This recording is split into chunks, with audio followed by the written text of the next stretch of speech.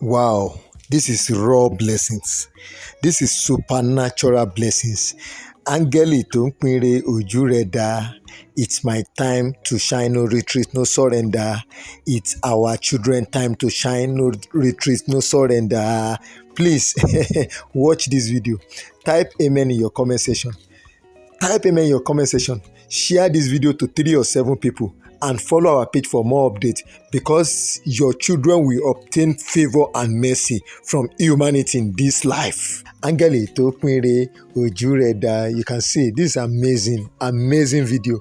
Please claim this prayer point in your comment section. Share this video to 3 people and follow our page for more updates like this.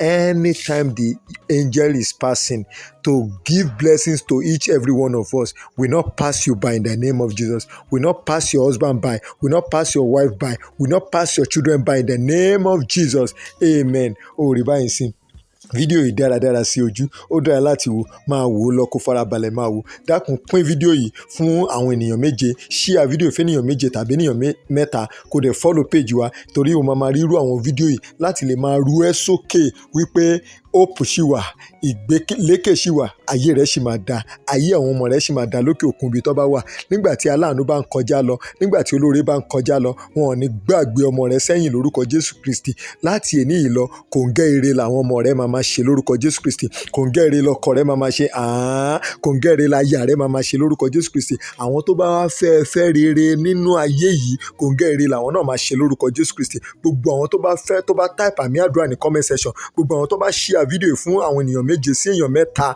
tó dẹ̀ follow page wa, láti èní yìí lọ, kòńgẹ́ ire ló máa ṣe lórúkọ Jésù Kristi. Wàá pàdé ayọ̀ lọ́nà. Lọ́jọ́ tí ebi bá wá ń pa ọ̀nà, ẹ̀ ní rìn lójú ọ̀nà náà lórúkọ Jésù. Àmín.